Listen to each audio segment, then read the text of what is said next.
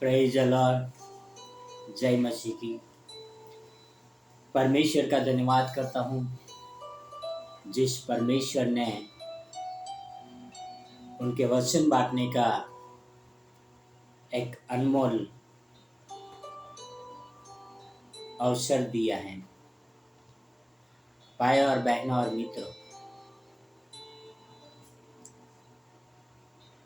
मैं बात कर रहा हूँ उपवास के बारे में। हमने देखा कि किस तरह से यीशु मसीह ने उपवास किया, किस तरह से दानियल ने उपवास किया, किस तरह से और भी बहुत सारे लोगों ने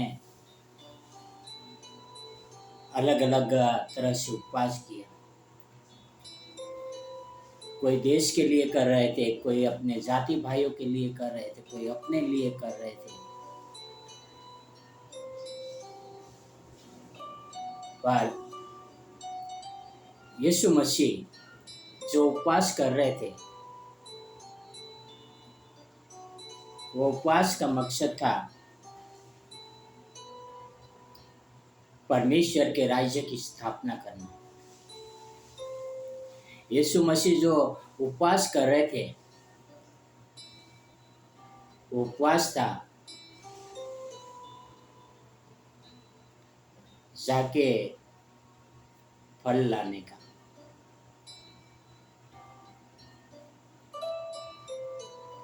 और यीशु मसीह ने उपवास किया था। वो उपवास बपतिस्मा लेने के बाद तुरंत ही किया था।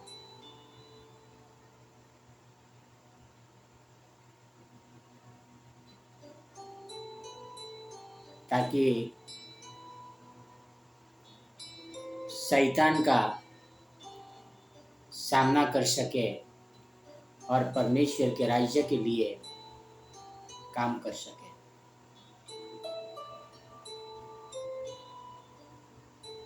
भाई और बहनों और मित्रों, उपवास का मतलब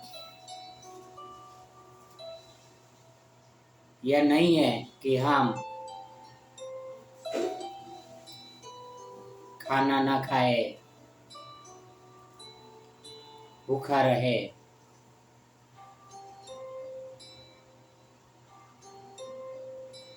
उपवास का मतलब यह नहीं है कि हम बहुत सारे लोगों में ढंढेरा पिटाए कि हमने उपवास किया। उपवास का मतलब कि जब हम उपवास करते हैं तो परमेश्वर को फील होना चाहिए कि हमने उपवास किया। हमें भी फील होना चाहिए कि हमने उपवास किया। हमारे पड़ोसी को फील नहीं होना चाहिए कि हमने उपवास किया। हमारे परिवार वालों को ऐसा नहीं लगना चाहिए कि हमने उपवास किया। कई बार क्या होता है कि हम उपवास करते हैं, आजू बाजू वाले को सभी को पता चलता है कि भाई हमने उपवास किया। हाँ, कुछ उपवास ऐसे भी होते हैं, कुछ उपवास ऐसे भी होते हैं सभी लोगों को पता चलते हैं, पर वो उपवास के बाद इंसान के अंदर परिवर्तन होता है। ऐसे भी उपवास होते हैं। निनवे वालों ने उपवास किया था, पूरे सब के सब, पूरा छोटे बच्चों से लेके बड़े बुजुर्ग तक, हर एक प्राणियों ने, राजा ने, एक भिखारी से लेके अमीर तक, सभी लोगों ने उपवास किया था। और सभी लोगों को पता चला था कि इन लोगों ने उपवास किया है। वो उपवास क्या था? मन फिराने का उपवास। टूटे हुए मन के साथ पूरे निन्वे के लोगों ने जानवर सहित उपवास किया था। ऐसे उपवास सभी लोगों को पता होना चाहिए कि हम मन फिराने के लिए उपवास कर रहे हैं, और यह उपवास सबको पता चलता है तो उसमें कोई बुराई की बात नहीं है। पर हम अपने आप को लोगों के सामने धर्मी दिखाने के लिए उपवास करते हैं, यानी सेल्फ राइचियसनेस। हम अपने आप को दावा करता है कि हम धर्मी है इसलिए मैं उपवास कर रहा हूँ। यह उपवास परमेश्वर के सामने कभी गिनती में नहीं आता है, क्योंकि उसका प्रतिफल तो आप अपने परिवारों से पा चुके हैं, आप अपने पड़ोसी से पा चुके हैं, आप अपने काम पर पा चुके हैं, अपने रिश्तेदारों में पा चुके हैं कि सब लोगों को आपने बता दिया कि आप उपवास कर रहे हो। वो उपवास नहीं है। उपवास क्या है?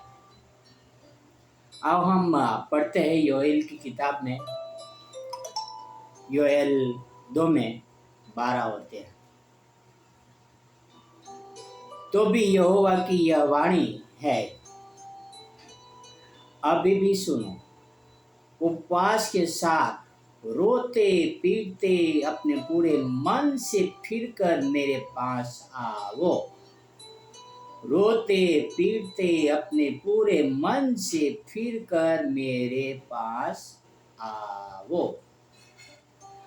अपने वस्त्र नहीं, अपने मन को फाड़कर अपने परमेश्वर यहोवा की ओर फिरो, क्योंकि वह अनुग्रहकारी, दयालु, विलंब से क्रोध करने वाला, करुणा निधान और दुख देखकर पछताने हारा है। भाइयों बहनों और मित्रों, कैसा उपवास परमेश्वर हमसे चाहते हैं। कहते हैं कि रोते पीटते अपने पूरे मन से फिरकर, कौन से मन से? कि हम जो बुराई करते हैं, पाप करते हैं, उससे फिरकर हम परमेश्वर की ओर लौटे और परमेश्वर के पास आए। अपने वस्त्र नहीं, पर अपने मन को फाड़कर अपने परमेश्वर यहोवा की ओर फिरे। भाई और बहन और मित्रों, यीशु मसीह हमारे पापों के लिए मरे हैं। हमें हमारे पापों से मन फिराकर परमेश्वर की ओर लौटना है। हमें हमारे पापों से मन फिराकर उपवास करना है। हमें हमारे पापों की ओर से फिरना है, तभी जाकर हमारे उपवास गिना जाएगा और तभी जाकर परमेश्वर हमें प्रतिफल देंगे। आओ हम अपने पापों से मन फिराकर, बुराई को दूर करके परमेश्वर के सामने दीन बनकर, एक नम्र बनकर, सही उपवासी बनकर परमेश्वर के पास जाए। आओ हम एक प्रार्थना करें। हे हमारे महान और पवित्र ईश्वर पिता, शुक्रगुजार हूँ कि आपने पिता आपके वचन के द्वारा हमें बता रहे पिता कि हमें किस प्रकार का उपवास करना चाहिए। पिता आपसे प्रार्थना, आपसे नम्र विनती करता हूँ पिता, हमारा ये संबंध देना ताकि हम सही उपवासी बन सके, लोगों को दिखावे के लिए नहीं पिता, पर हम आपको प्रसन्न करने के लिए कर सकते पिता। धन्यवाद यीशु मसीह के लिए, आपके प्रेम के लिए, आपके अनुग्रह के लिए पिता। जिस तरह से हमारे प्रभु यीशु मसीह ने दुख उठाया, उसी तरह से हम दुख उठाकर जीवन जीना सीख सके पिता। हर समय आपको प्रसन्न कर सके पिता। धन्यवाद यीशु मसीह के लिए, आपके प्रेम के लिए पिता। और ये सारी प्रार्थना मेरे उद्धारकर्ता, प्रभुओं का प्रभु, राजाओं का राजा यीशु मसीह के नाम से करता हूँ। Amen, amen, amen. God bless you. Have a wonderful day.